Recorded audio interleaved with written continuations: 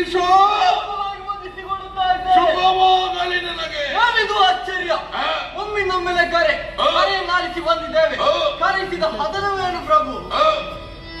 ಜಯಸುರಾಗಿ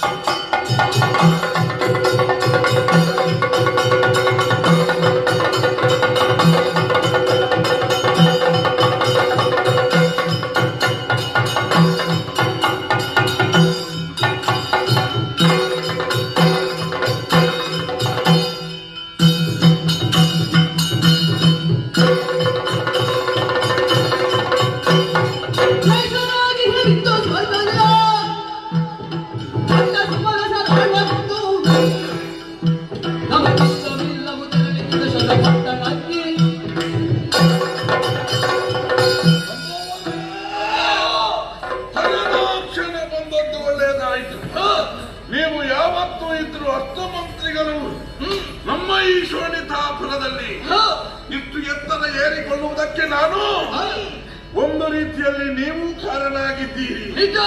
ಆದರೆ ಯಾವುದೇ ಉದ್ಯೋಗವನ್ನು ಮಾಡುವುದಿದ್ರು, ಯಾವುದೇ ರೀತಿ ನಾವು ಆಲೋಚನೆ ಮಾಡುವುದಿದ್ರು ನಿಮ್ಮಲ್ಲಿ ಪ್ರಶ್ನಿಸದೆ ಇವತ್ತಿನವರೆಗೆ ಹೋದದ್ದಿಲ್ಲ.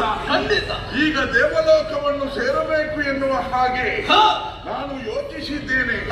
ಯಾಕೆ ಜ್ಯೇಷ್ಠರಾದಂತಹ ಅಸುರರು ನಾವು, ಕನಿಷ್ಠರಾದಂತಹ ದೇವತೆಗಳು ಅವರು ಮೇಲಿರುವುದು, ನಾವು ಕೆಳಗಿರುವುದು, ಇದು ಸರಿಯಾಗುವುದಿಲ್ಲ.